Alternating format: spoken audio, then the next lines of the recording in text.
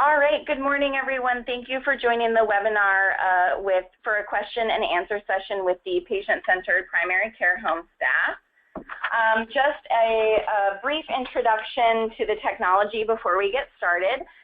There are several people on the line today and growing, so the phone lines are on mute, which means you will not be able to speak up during the presentation.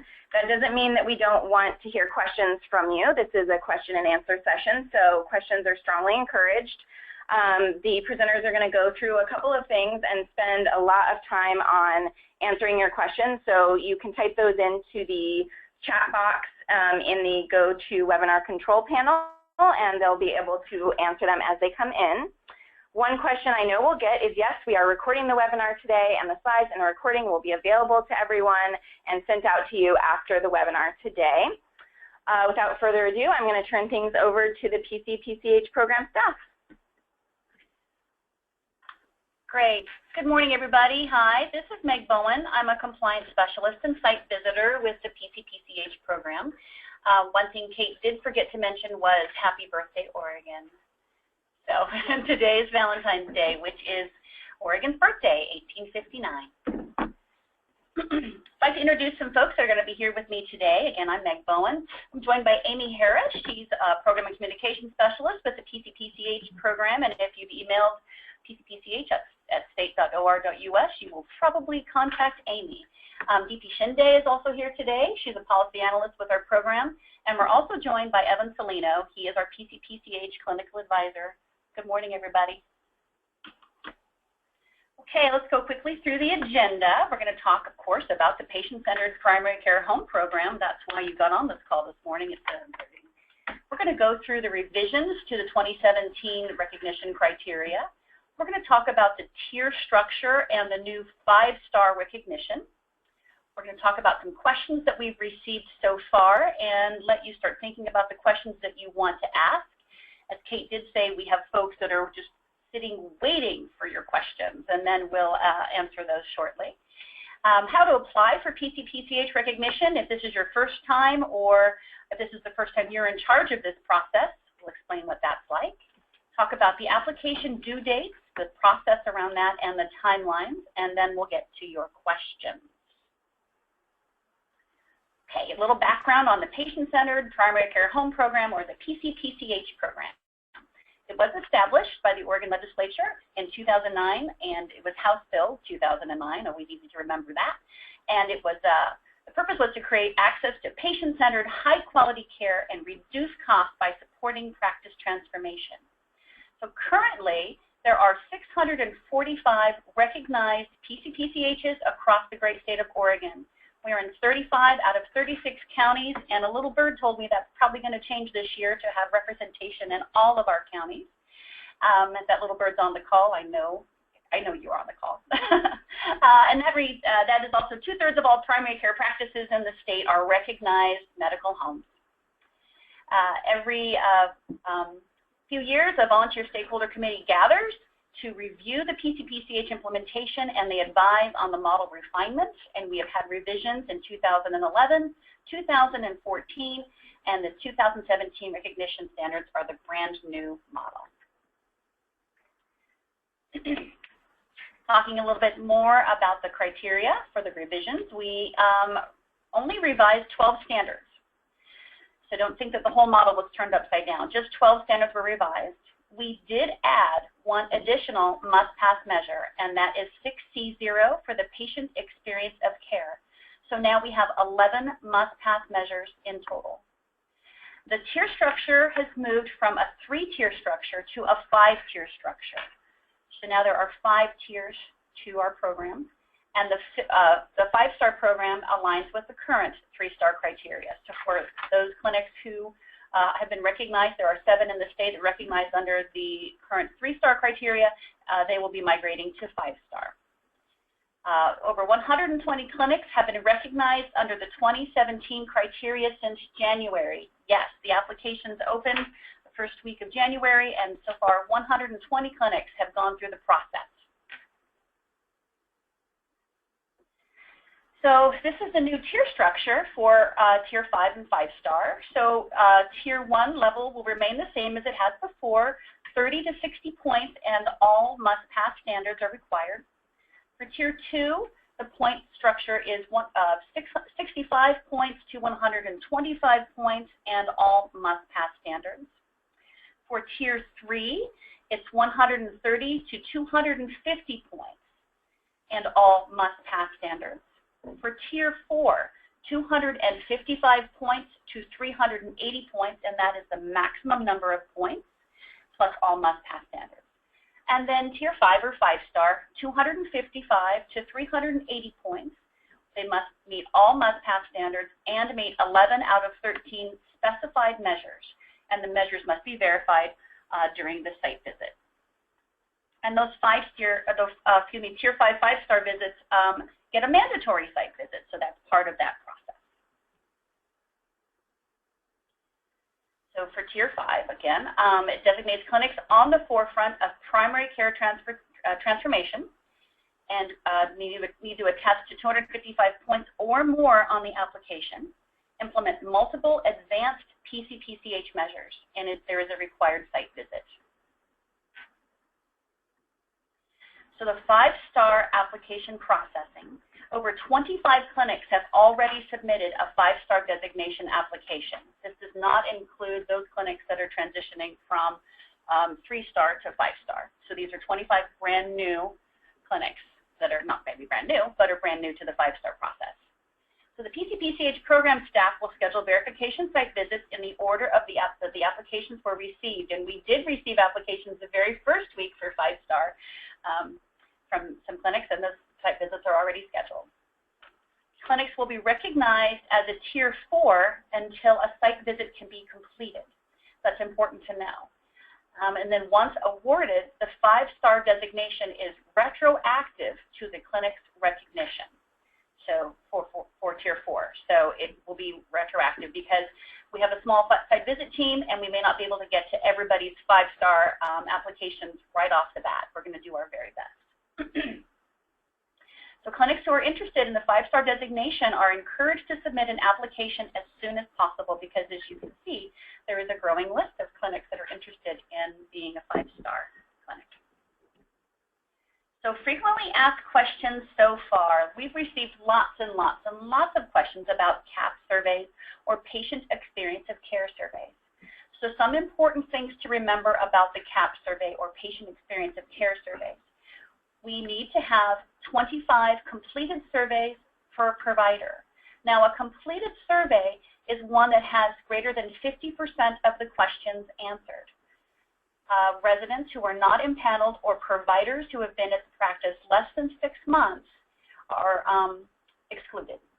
So they don't have to be, they don't have to have the surveys. And we encourage you to do that just because you're going to want to know how those providers are performing, but you certainly don't need to do that for this.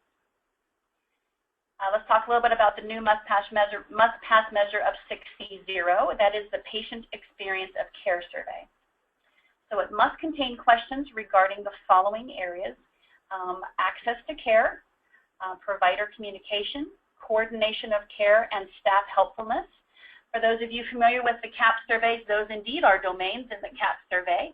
And so I encourage you to go out to the CAP's website and look at the latest survey, which is version 3.0, and there's some documentation you can download, and you can look at those domains. So again, you need to, for your 6C0 survey for must-pass, you must have questions regarding access to care, provider and staff communication, coordination of care, and staff helpfulness. And again, 25 completed surveys per provider, and again, a completed survey is one that has greater than 50% of the surveys completed. Now, some little hints on CAPS. We have worked with clinics that have gone through and given some kind of, oh, great, good point. So the 6C0 survey does not require the CAPS. You don't have to use the CAPS, but you need to ask questions in those domains. So around access to care and provider and staff communication, coordination of care, or staff helpfulness. So you certainly don't have to use the CAPS survey. So we have received questions about maybe incentives for patients to do this. Absolutely, it's fine to incentivize your patients to complete a survey. survey, and that does help. So we have other ideas that we can share about getting a good survey response rate. Some more frequently asked questions that we've received around meaningful use. So formerly, meaningful use was worth 15 points, and now we've flipped that. So meeting meaningful use will be worth 5 points, and there will be an increased emphasis on quality improvement. So if you have quality improvement measures around those meaningful use measures, you can earn up to 15 points. Demonstrating improvement. We would like to see, when you're demonstrating improvement, a 10 percentage point improvement rather than 10% improvement. So 10 percentage points rather than a 10% improvement. Again, for 4A and 4B0, those are the personal clinician assigned and continuity. So those are ones that seem to give a lot of folks trouble. So very simply, 4A0, that's a must-pass measure. This is personal clinician assignment, and this is to see that your patients are assigned a PCP in the practice. And when we come on a site visit, we'll ask you what that process is like. How is that determined? How do you know which of your providers are still accepting patients? So that's that whole impaneling process. We need to see a list of patients that have a PCP assigned, and that's for the must-pass measure for 4A0. So for 4B, the difference here is we're looking at visit continuity. So what this is when your patients come in to see the provider, how many times do they actually get to see their provider, or do they have to see somebody else? So that's the difference between 4B, which is continuity, how often we get to see our providers of choice, versus the provider assignment. So do I, 4A0, do I have a PCP assigned? Yes, I do. 4B0, when I've come in to see my provider, how many times do I get to see them, and how many times do I have to see somebody else? So other questions we've received has been about MACRA. That's the CMS MACRA rule. So the PCPCH does indeed qualify as a merit-based incentive performance system incentive as a clinical practice improvement activity. So we've received a couple of phone calls about this, and they were much relieved to find out that's the case. So yes, indeed, state programs, including our very own, is recognized. I'm going to turn it over to Deepti Shinde now. Thanks, Deepti. Hi, good morning. I'm going to talk a little bit about how to actually apply for PCPCH recognition. We have 4 steps for you here listed on the slide. So really the most important thing that you can do, and the one that you'll find the most helpful, will be to thoroughly read through the PCPCH 2017 Recognition Criteria Technical Specifications, or Reporting Guide, also known as the TA Guide. This is a document that will really be a great resource for you and should answer most of your questions about the individual standards and measures. So we advise you to please try to find your answers there. And if there's something that you need more clarification about, please feel free to email us at the address that's listed there. While you're going through the TA Guide, the PCPCH self-assessment tool is a great companion to have with you. And as you're going through that guide, you can use the tool to mark down which of the standards and measures that your clinic is meeting. This tool is an Excel worksheet, and it will help you calculate your points so that when you're in the actual PCPCH application, you can make sure that the points are adding up correctly and that the tier that you thought that you were meeting is in fact where you are in the application system. So these 2 things, really good things to have in front of you and you use together. A third step that'll help you prepare is to start preparing a documentation binder by collecting any information that's needed to support your clinic's application. So for example, one of the must-pass standards is that you're required to have a hospital agreement. So one of the things you could put in your documentation binder right from the beginning would be a copy of that hospital agreement, for example. This documentation binder will be very helpful for you if your clinic is selected to do a site visit. And we are hoping to reach every PCPCH in 5 years. So you will be many steps ahead. To actually do the online application system, you can use the link that's right there in your slides. Your login name is your email address. And if you need any help with your login information, you can certainly email our program.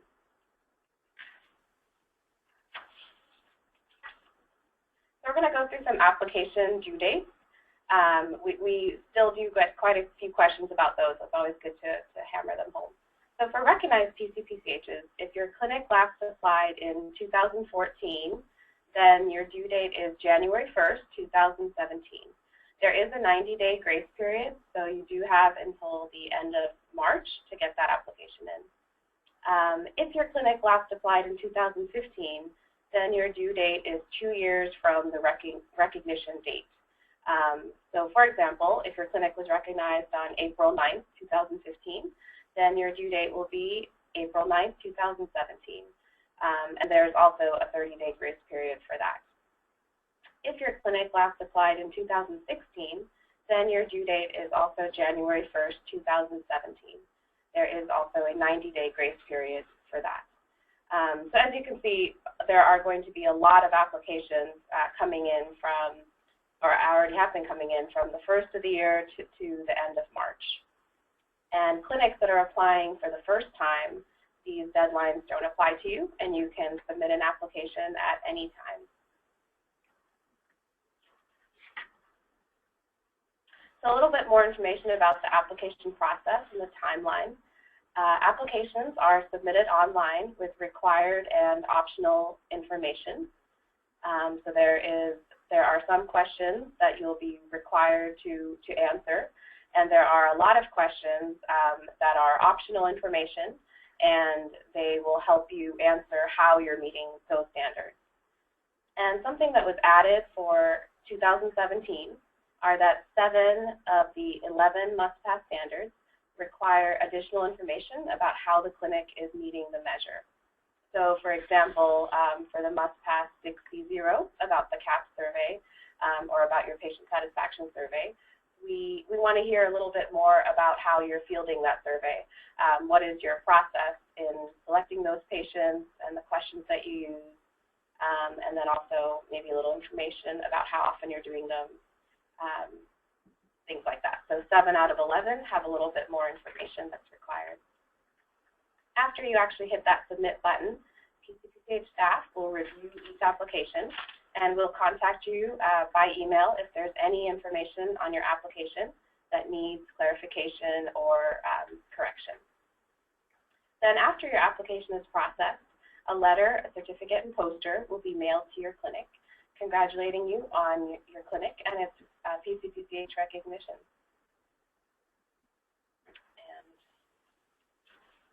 And then you'll be well along your way.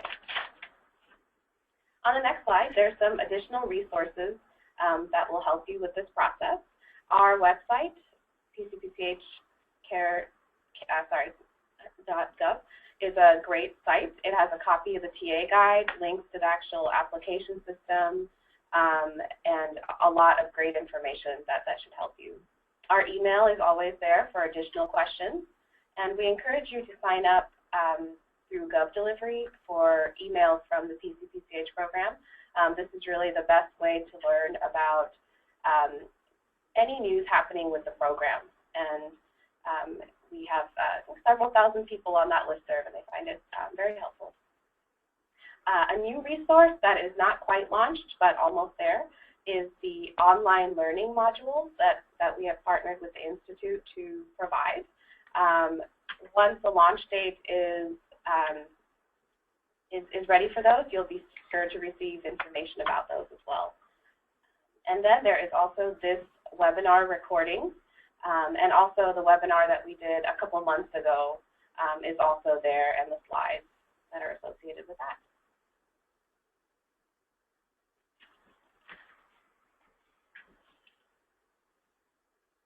And I think now we are going to go through some of your questions, since this is a Q&A webinar, so please feel free to type those in. Okay, we're starting to get some questions, and Amy and Evan are going to be reviewing those as they come in and then talking about those. So please feel free to ask your questions.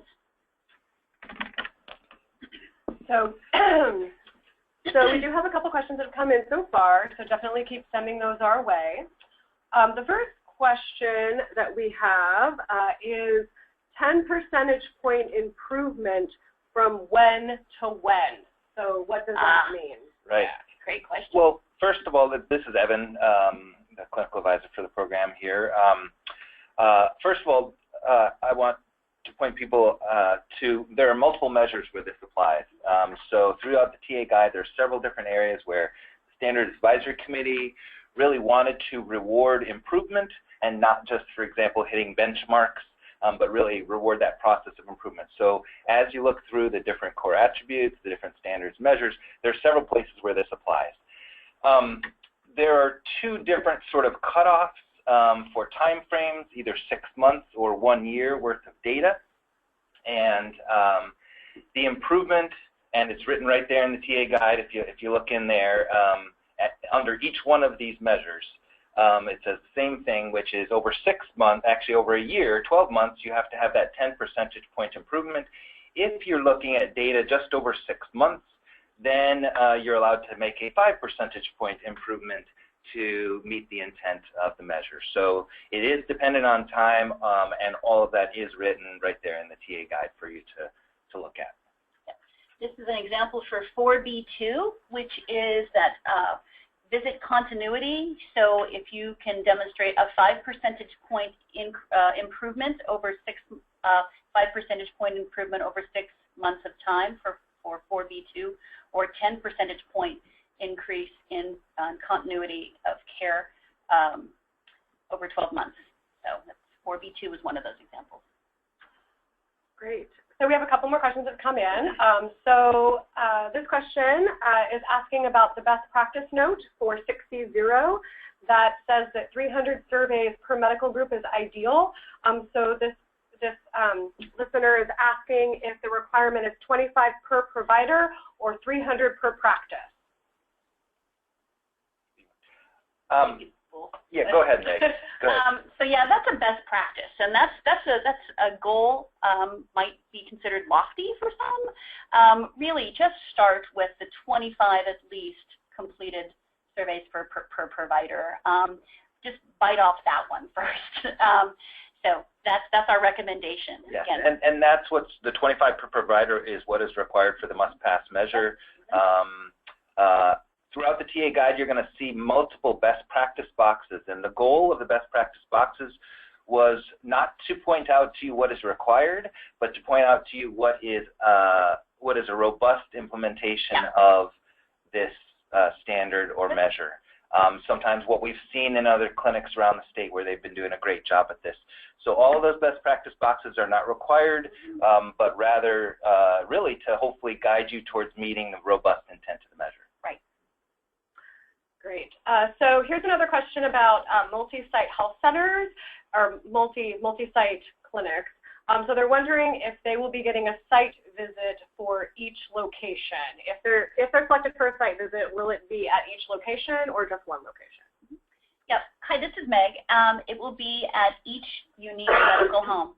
So we wouldn't just make one visit to Legacy or to Kaiser. We would visit each not independent, but each unique PCPCH. Because when you've seen one PCPCH implementation, you've seen one PCPCH implementation.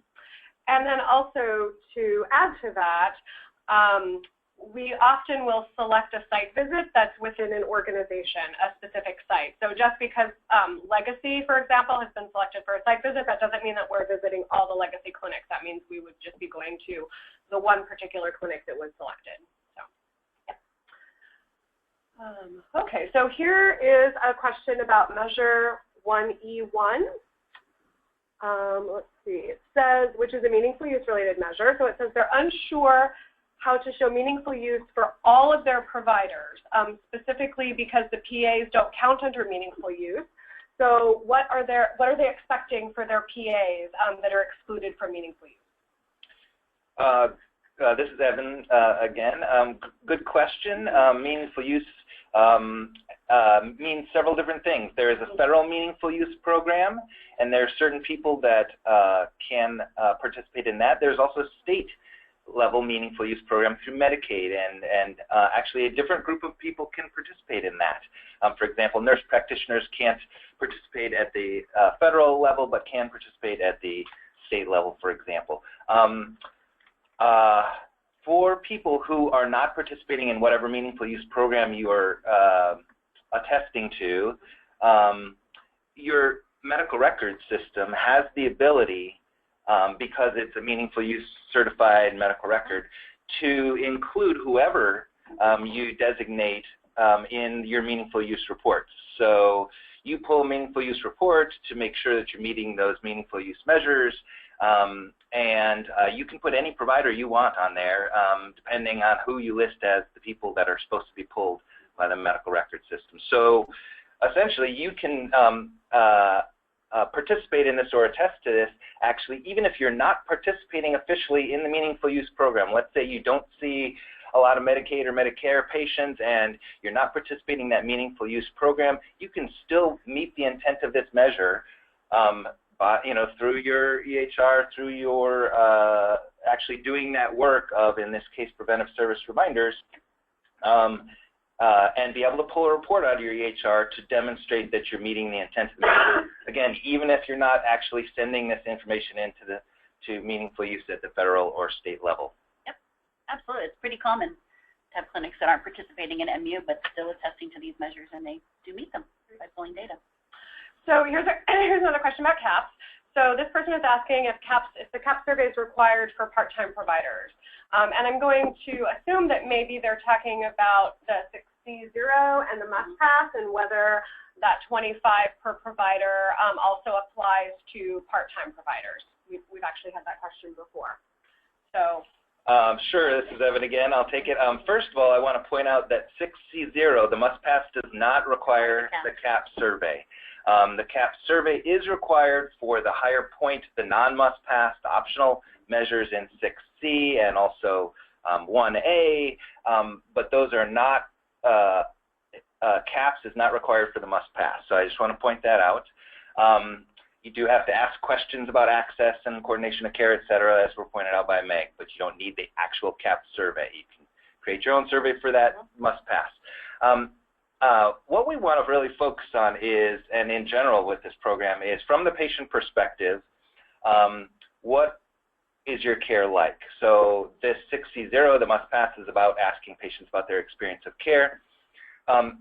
If a provider or clinician has patients that are assigned to them that they are PCP for, then yes, they should, their patients should be asked about their experience of care. If this part-time provider is filling in, mostly really doing urgent care, is not assigned patients, doesn't have a patient panel that they care for because they're there just half the time or whatever, then because they don't have patients that are actually assigned to them, they're not impaneled, then it's not required that they have that 25 surveys per provider. They're not included in that. So here's a question about hospital agreements. If they have one in place already, do they need to get a new one for any reason? No, you shouldn't have to get a new agreement. Just make sure you make a copy of that and stick that in your documentation binder. And congratulations, because that can be a difficult contract to get sometimes. So good job. So here's a question regarding the quality measures. They're asking, what is the difference between the core and the menu set measures? So this is Evan. Yeah, so all of the measures, first of all, the core and the menu set measures, they're all at the back of the TA guide, a whole giant list of the actual measures, where they come from. They're all National Quality Forum measures with specific ways to calculate them, et cetera. So they're national and or state measures. The core set was really designed as what it might sound like, which is the core, really, really, really important stuff that the Standards Advisory Committee really wanted people to focus on primarily. The menu set of measures are also important, but more of, again, what you'd say a menu, so a choice of measures, things that, you know, if you happen to be working with an OB population, you're going to focus on an OB measure. if you happen to be working with a pediatric population and you're going to focus on those measures, so more population specific, essentially, again, trying to provide you a menu of things to do. That's why, for example, for the higher point measures in the quality improvement standards, we require that you focus on reporting 2 core metrics, the more important ones we want you to really focus on, and then a menu metric as well that you can choose. Hopefully that makes sense. So again, core, the stuff that we really want you to focus on, the foundational stuff. Menu, you get your choice and pick what you feel like working on that fits your population and that you want to improve on. So for after-hours access, the question is, does each provider have to offer after-hours access? No. Hi. Oh, sorry. This is Meg. I just jumped in. No. Each provider does not have to provide after-hours access. You need to have after-hours access at your clinic for your patients. And another important thing to note is it is outside of the traditional business hours of 8 to 5, Monday through Friday. And also, you need to be able to offer both preventative or non-urgent or non-acute care for your patients, as well as urgent care or immediate need. So. Right. So we recognize that the patient volume certainly may not be the same in outside of business hours, and so you may have a slimmed down staff, but you are still providing those appointments again for if somebody needs to come in for a physical or whatever, or somebody has an urgent issue, or somebody's coming in to follow up with about their diabetes and hypertension, that they could get an appointment. It's really designed for people who are working, right? Yeah. So they can't get off work. They need care. They don't want to go to the ER or the urgent care. They're trying to see their PCP or, again, their team at their medical home at some point outside of the hours that they work. That's really the intent of the measure. Basically for all of us. Right. So here's a question on 1E1, providing electronic copy of health information upon request. Is this following a meaningful use guideline? Do we need to routinely provide a CCDA or clinical visit summary, or only when requested? So this is for 1E1. So this is the meaningful use measure. So this used to be the 1E3. So now this is the meaningful use measure, and you can meet this several ways by providing portal access for your patients. That's one way clinics have gone about meeting this measure. So did I answer the question? It sounds like the question is, do they need to routinely provide it, or just when requested? So I guess if they wouldn't be using the patient portal, or maybe using it a different way. Right. So when it's requested, that they do provide a copy of the electronic information to their patients. So that is, I guess that's. Yeah. Again, this is a meaningful use measure. Yeah. So meaningful use. There are specifications in the TA guide that you can click on. They're live links. You go to the specifications about how to calculate those things. Those aren't set by us here at the PCPCH program. Those are set by meaningful use. So that's where I would go for the specific details of what's needed and what's not needed. Again, the way that most clinics functionally meet this is by having a portal to their medical record to allow communication back and forth between the patients and the providers. That's the most common way that we see this implemented. There are the meaningful use specifications that you all should look at and make sure that you're meeting those again. And those are the ones that we're going to look at when we go out and do a site visit, or when we ask you about those things. Good. So here's a question again about 4A and 4B. This is a clinic whose application was returned to them, and as you heard earlier in the presentation, Deepti had stated that if we find information that's on your application that's incorrect or needs clarification, we will actually contact you to get that information.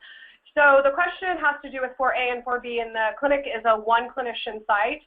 And usually when I'm the one who reviews applications, and usually when I'm sending it back to you, I'm sending it back because you have oftentimes, it appears as though you have miscalculated 4B.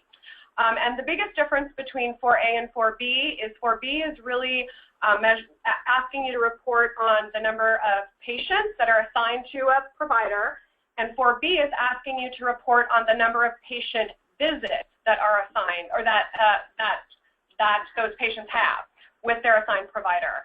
Oftentimes what I see in those numbers is that they will be the same. They should not be the same. You should not have the same active patients as you have number of visits. That logically does not make sense. So when I return your application to you, that is usually the problem that is identified.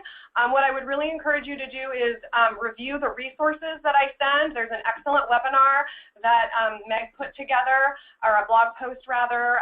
There are some additional resources that are in the email that I will send back to you that really clarify how to calculate that. If after reviewing all of those resources you are still confused, definitely call me and I can talk you through the process.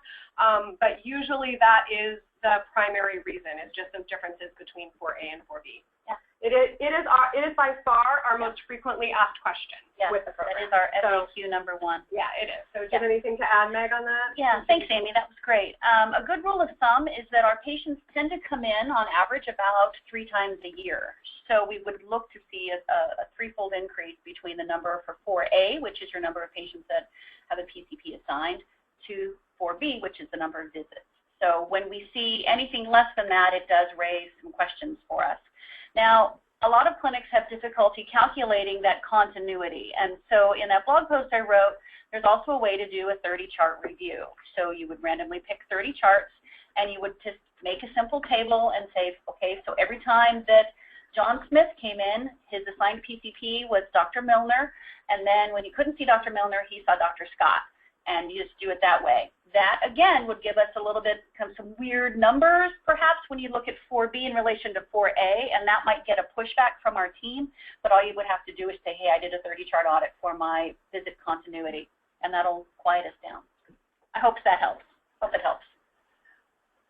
Good. So we have a follow-up question about the 300 surveys versus the 25 per provider. So this practice is saying we have over 20 providers.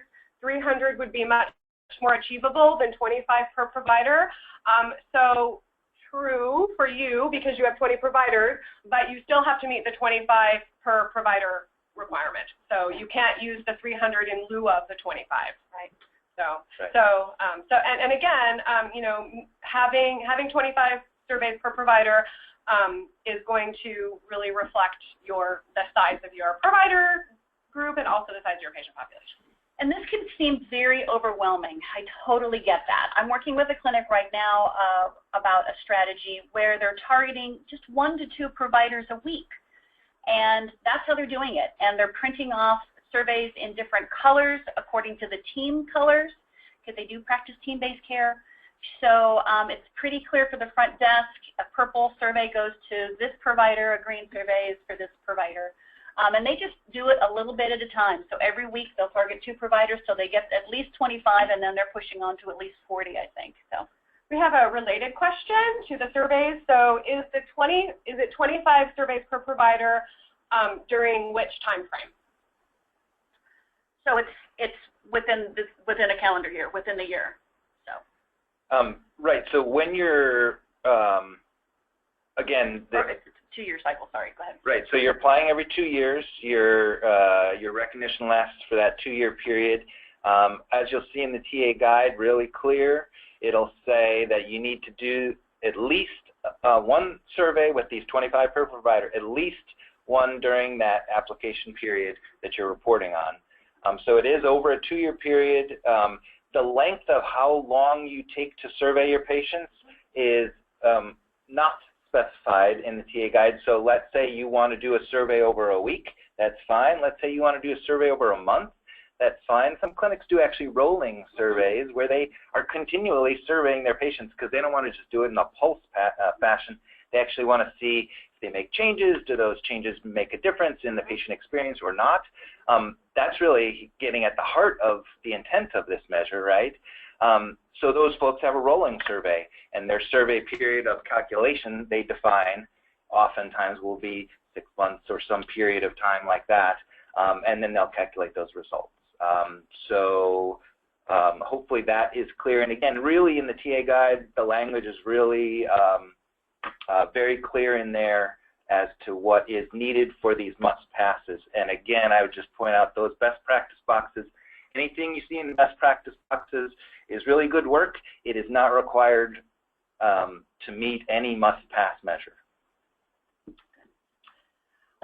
So switching gears a little bit, this person is asking for examples of how practices identify complex care needs patients.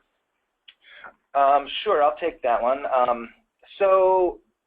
This is relating to primarily some of the core attribute 5, the coordination and integration measures, standards and measures about care coordination, that sort of thing.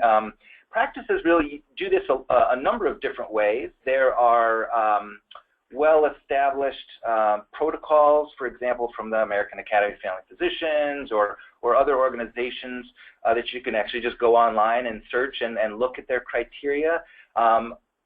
Insurance companies or payers or CCOs use other methods. At the clinic level, the most likely thing is to use a combination of things. For example, chronic illnesses or chronic issues that are important, diabetes, asthma, ADHD, emphysema, those sorts of things, and actually count those as some value, a point each or whatever, to look at things like ER and hospitalization. So if they've been in the ER recently more than a certain number of times, more than 2 or 3 times, that's an important thing, and those would be often higher risk folks. And then the other piece that is often accounted for in the clinic-based definitions of who's higher risk or more complex is a social or sort of family, community, the determinants of health measures. So if they live in a very complex social situation with poor social support, maybe it's dangerous, maybe they don't have food resources or housing or things like that, that also can put them into a sort of a higher risk group. And these are defined by the clinics, right? Again, there are ways that folks do them in different projects, for example, the Comprehensive Primary Care Initiative or CPC Plus, which is going on now, just started, that people use different strategies, and they find that some of those strategies can change over time. I'll say that another way that some clinics have done this is to look at who really needs care coordination over the short term, like who do we think might have a cancer diagnosis, and we want to make sure they really, really connect with their people and that kind of thing, and to sort of label them as sort of a red flag or a high-risk person. To look at people who are a step below that, who are not in crisis, but who you think might be in crisis in the next 6 months to a year. You wouldn't be surprised if they went in the hospital at all.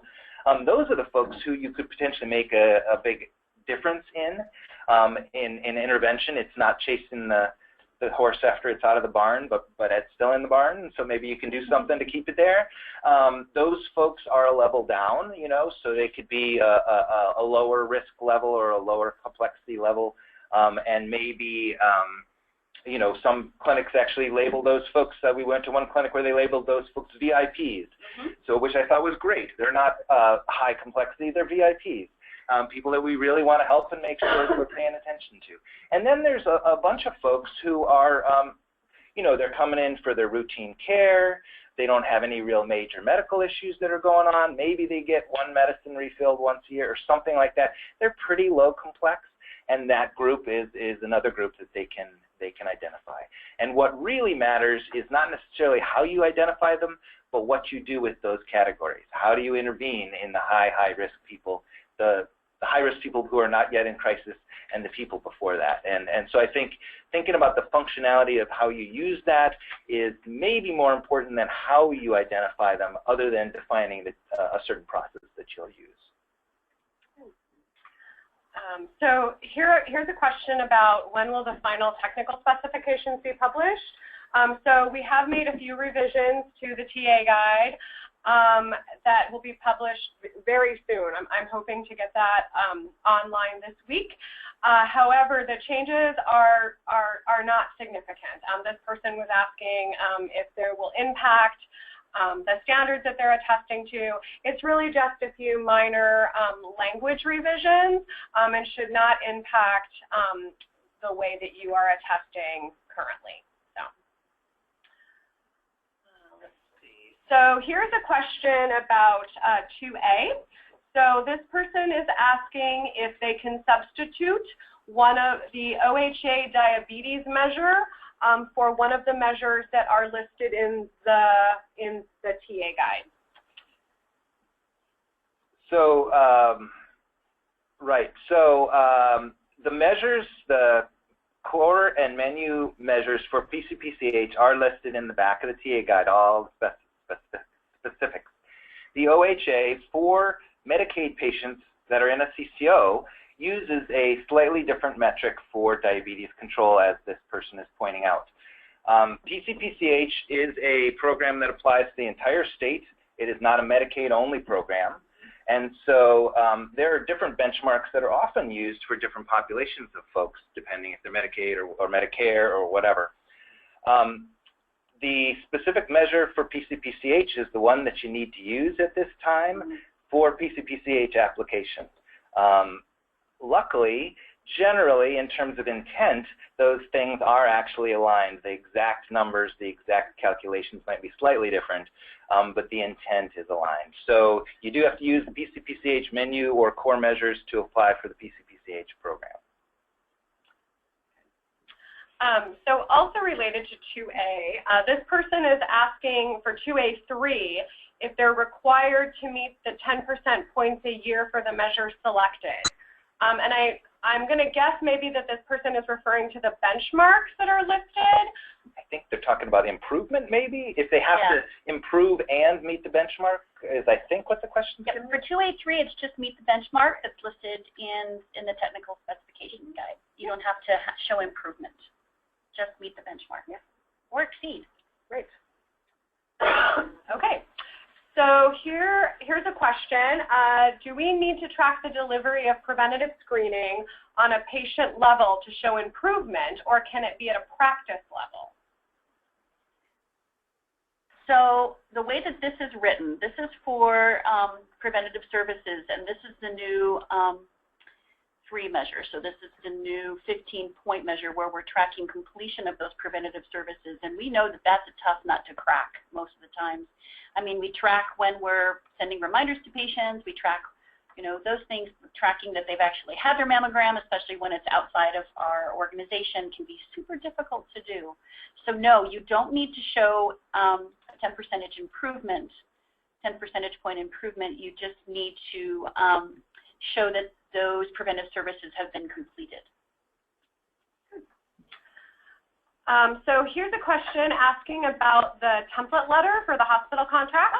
And where they could find that. So the best place to go is the Patient Centered Primary Care Institute website, which is PCPCI.org, and there's a sample hospital agreement on there, as well as some other resources related to that measure, and also lots of other resources related to the entire model. So we would encourage everyone to go there to get a copy of that agreement.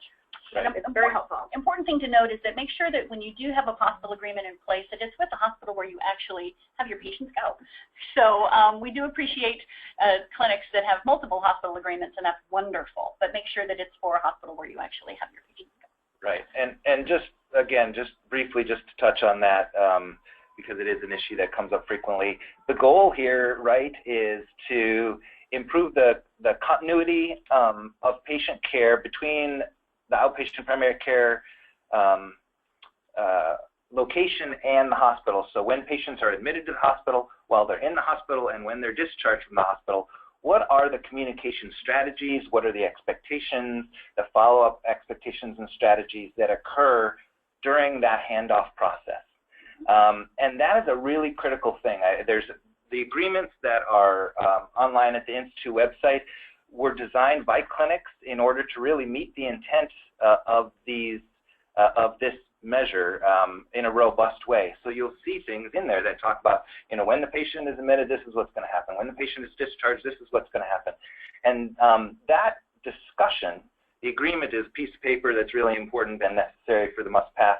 The discussion to get to the agreement is really the critical part, and that is critical no matter whether you're in a health system, large health system, or a small independent clinic. We've had the largest health system in the state say, wow, this was a really great process to go through to talk about how this is supposed to happen. Everybody thinks they know how it happens in this health system, but it turns out that once we had the discussion, it actually revealed there were some holes to fill.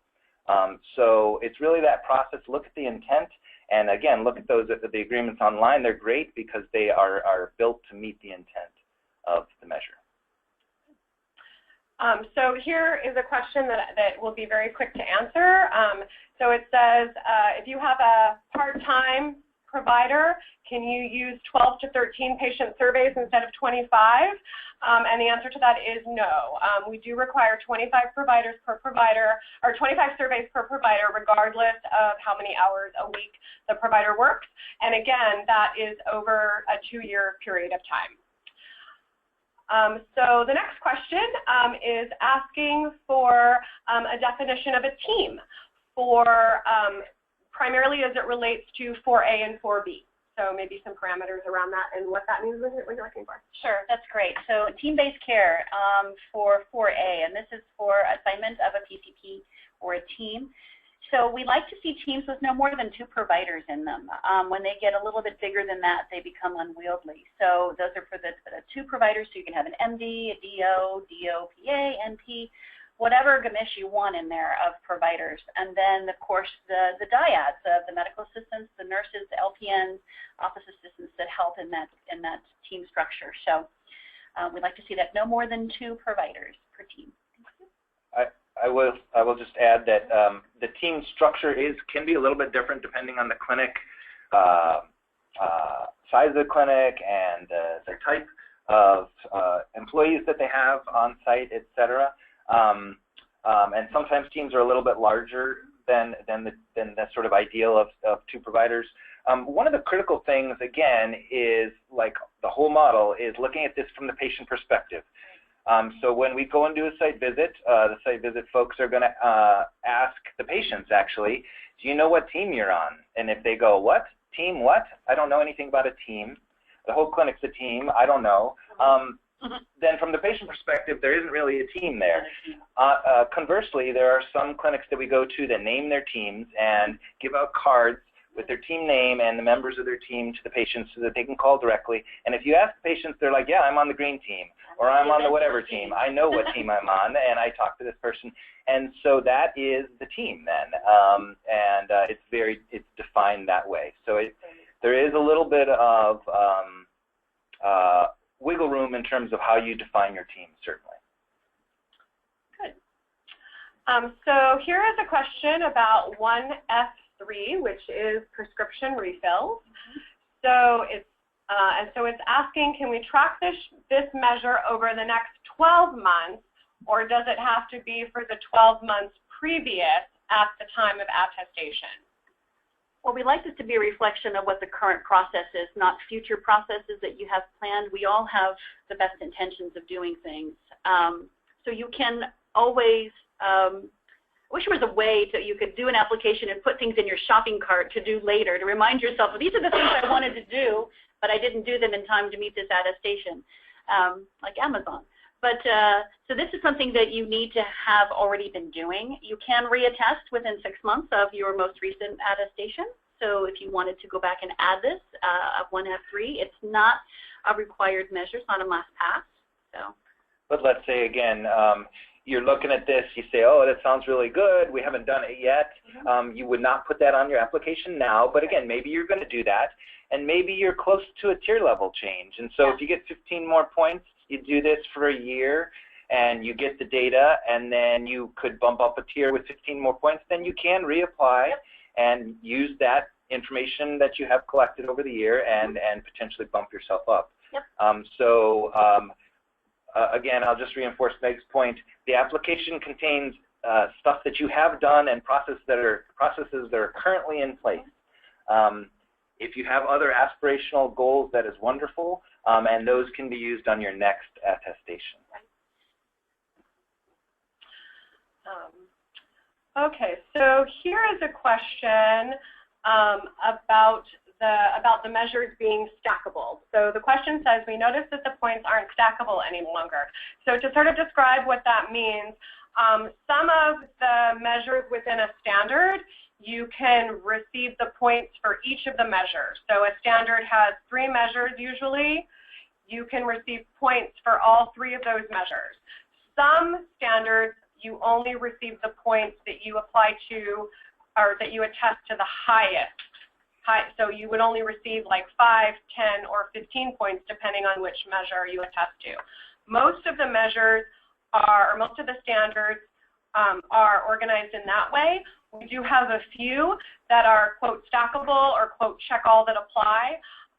And the model has always been that way. There hasn't been any change to that. It sounds like this person is asking if there was a change, and there has not been. And I don't know if, Evan, you want to describe a little bit about how we determine which are stackable and which aren't? Certainly. I'll just pick an example, 3C, which is a mental health or behavioral health standard. When you look at that, if you look at it in the text specs there, you'll see there's a must-pass about screening for behavioral health issues. And then there's a level of coordination of care. And then there's a level of integrating behavioral health in your clinic. A clinic, and there's actually a best practice box or notes from the field about a clinic meeting all 3 of these things. And in that case, the Standards Advisory Committee really felt like within that one standard, it was important for people to be able to attest to all of those things and actually meet all of those things and get credit for that. As opposed to an example, let's say one of the quality improvement measures where you either attest to measuring something, you attest to making improvement, or you attest to a benchmark. So you're attesting to one of those things. You're either meeting the benchmark or you're not meeting the benchmark.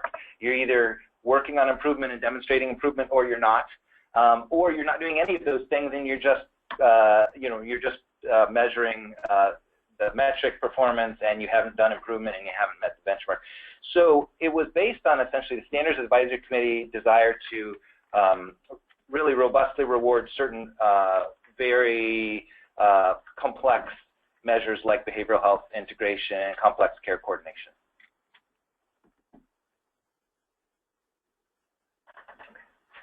So I think we have time for maybe one more question. So this is related to pre-manage. So can you speak to pre-manage and how clinics are using this to track their patients and communicate with the hospital? How can this process be used as care coordination for the purpose of PCPCH? Right. Great question. EDI, or the Emergency Department Information Exchange, is something that all the hospitals, I believe now in the state, are using. And essentially, if your patient goes in the ER, or the hospital, they send a message to the PCP if the PCP is identified to notify them. There's what's called pre-manage, which is the clinic side of that, which allows the clinic to actually put information in that the ER or the hospital will see. So let's say there's a complex patient that has gone in the ER a lot, and you have a plan in place at the primary care site. The ER could see that if you use pre-manage. So it can be essentially a two-way communication network or information exchange. There is a standard in Core Attribute 4, I believe it's 4D, which talks about information exchange, electronic information exchange.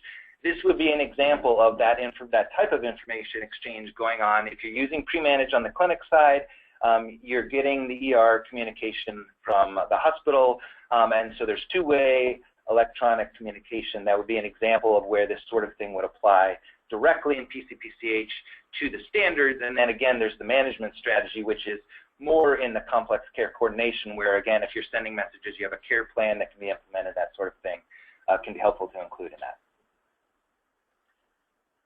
Okay, so that was the second to the last question. There's one more really quick that I can answer quickly. So this question again is related to surveys. This listener is stating that they have a provider who's only been there for 3 months. and whether or not that person would have to get the 25 surveys per provider. Again, the answer to that is no. Any provider that has been with the practice less than 6 months is exempt from the 25 per provider minimum. However, we would still encourage you to survey the patients for that provider. They just wouldn't have to meet the 25 minimum. All right, well, thanks to everybody for joining. Again, we are going to make a recording and the slides from this presentation available. They'll get emailed to everyone who is on the webinar today.